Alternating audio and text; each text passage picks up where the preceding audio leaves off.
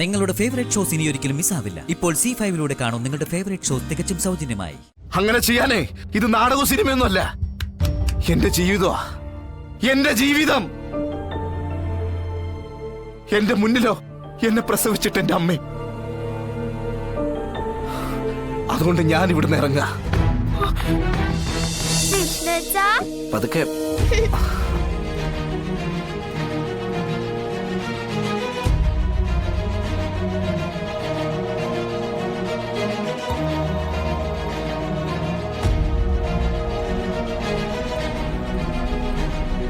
എത്ര ദിവസമായി വിഷ്ണുവച്ചന്റെ കുട്ടിയെ കണ്ടിട്ട്? സുഖല്ലേ? വിഷ്ണുവച്ചൻ ഇല്ലാത്തോണ്ട് കുറച്ച് സുഖക്കുറവുണ്ടായിരുന്നു, പക്ഷെ ഇപ്പൊ മാറി. ആഹാ, അത് കൊള്ളാലോ. വാ.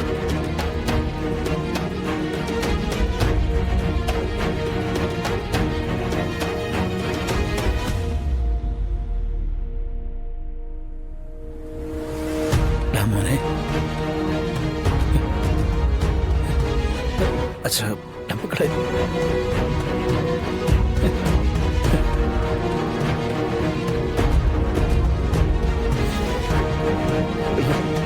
മക്കളെ, കുഴപ്പമൊന്നുമില്ലല്ലോ?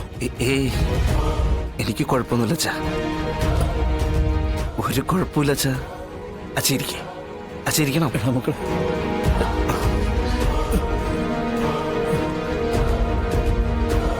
വിഷ്ണുവേട്ടൻ പോയപ്പോ മുതലുള്ള പപ്പിമോളുടെ സങ്കടവാ പൂജയും പ്രാർത്ഥനയും. പപ്പിമോളുടെയും സത്യമോളുടെയും പ്രാർത്ഥന കാരണം ഈശ്വരന്മാര് നിലത്തിറങ്ങി വന്നിട്ടുണ്ടാവണം.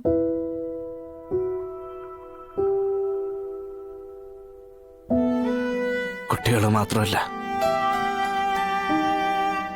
ശാലിനിയുടെ പ്രാർത്ഥനയും ഒപ്പം ശരീരം നോക്കാതുള്ള ഓട്ടവും പ്രയത്നവും. ഒരുപാട് കഷ്ടപ്പെട്ടു ഞാൻ നിരപരാധിയാണെന്ന് കോടതി തെളിയിക്കാൻ. ഈ തെളിവുകളെല്ലാം എനിക്കെതിരായിരുന്നല്ലോ. പിന്നീട് അതെല്ലാം കളവുകളാണെന്ന് കോടതിയെ ബോധ്യപ്പെടുത്തുമ്പോ ഞാൻ മനസ്സിലാക്കിയൊരു കാര്യമുണ്ട്. എന്നെ രക്ഷപ്പെടുത്തി വെക്കൂ, അല്ലാതെ മറ്റൊരു മാർഗവും ഇല്ലെന്നുള്ള ശാലിനിയുടെ ഉറച്ച തീരുമാനം. ആ ഒരു മാറ്റവും ഇല്ലാത്ത തീരുമാനത്തിന്റെ ഉറപ്പിലാച്ചാ ഞാൻ രക്ഷപ്പെട്ടത്. ശരിയാ, നീ ഒരു തെറ്റും ചെയ്തിട്ടില്ലെന്നേ. നിന്നേക്കാൾ നന്നായിട്ട് ലോകത്തറിയുന്ന ഒരേ ഒരാൾ ശാലിനിയ. അത് നിന്നിലുള്ള വിശ്വാസമാ. ആ വിശ്വാസമാ മോനെ നിങ്ങൾ രണ്ടുപേരെയും ഇപ്പോഴും ചേർത്തിരുന്ന ഒരു പ്രധാന ഘടകവും. അതിന് നിങ്ങളുടെയൊക്കെ ഭാഷയിലെ പ്രണയമെന്നോ സ്നേഹമെന്നോ എന്ത് പേരിട്ട് വേണേലും വിളിക്കാം.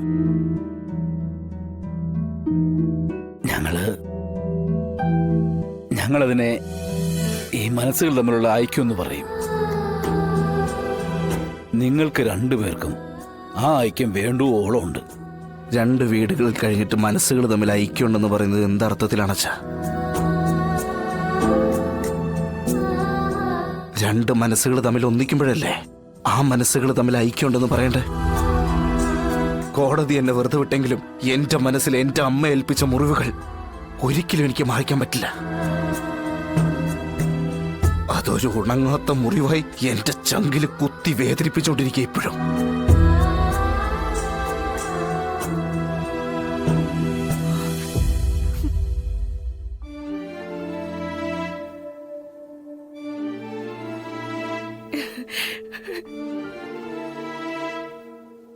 മോനെ, മോനെ,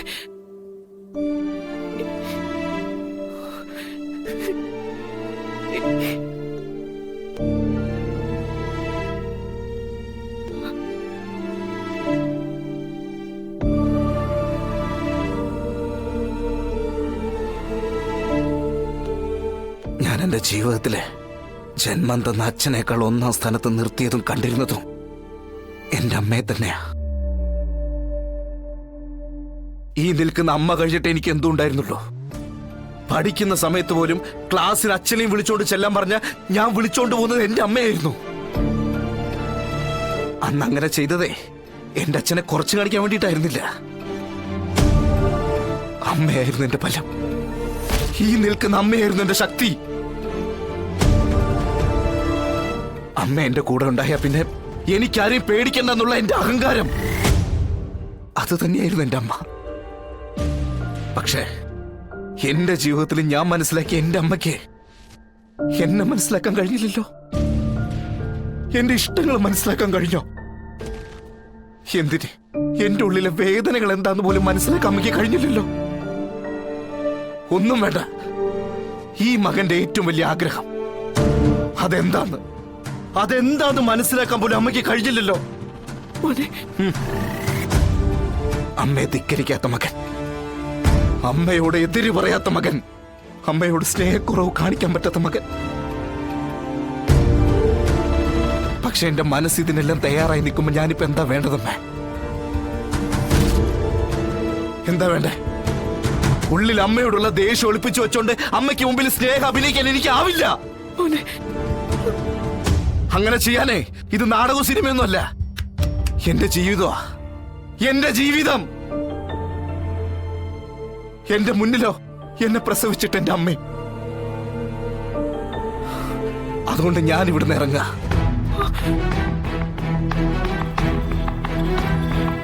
എന്റെ ഇഷ്ടങ്ങൾക്ക് പ്രാധാന്യം കൽപ്പിക്കാത്തവരോടുള്ള വെറുപ്പം വെച്ചോണ്ട് എനിക്ക് ഇവിടെ നിൽക്കാൻ പറ്റില്ല.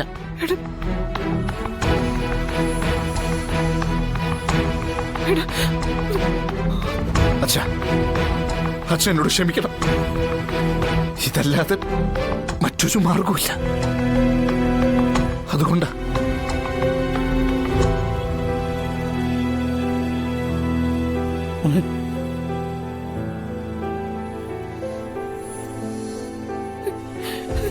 രാഘവേട്ട, അവൻ പറഞ്ഞത് കേട്ടില്ലേ?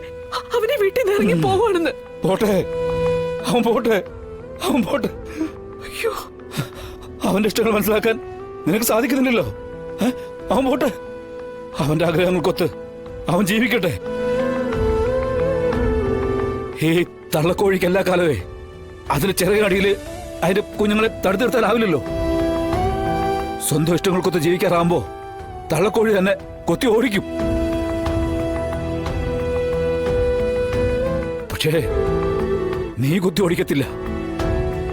മറ്റൊരു രീതിയിൽ നീ അവനെ കൊത്തി വേദനിപ്പിച്ചോണ്ടിരിക്കുക. പോയിക്കോട്ടെ, പോയിക്കോട്ടെ അവൻ. രോഹിത്, പറയട, അവനോടൊന്നും പറയട, അമ്മ വിട്ട് പോലെന്ന് പറയട. എന്നിട്ട് എന്തിനാ സത്യമ്മേ? വിഷ്ണുപ്രഭയുടെ ജീവിതം നശിപ്പിച്ചവരിൽ ഒരാളായി ഞാനും പങ്കുചേരാനോ?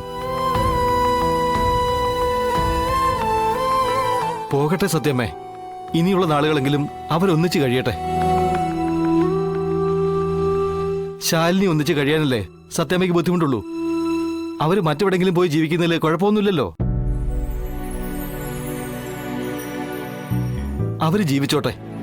നമുക്ക് അകലെ നിന്ന് അവരുടെ ജീവിതം നോക്കിക്കാണാം. അകലെ നിന്ന് മാത്രം.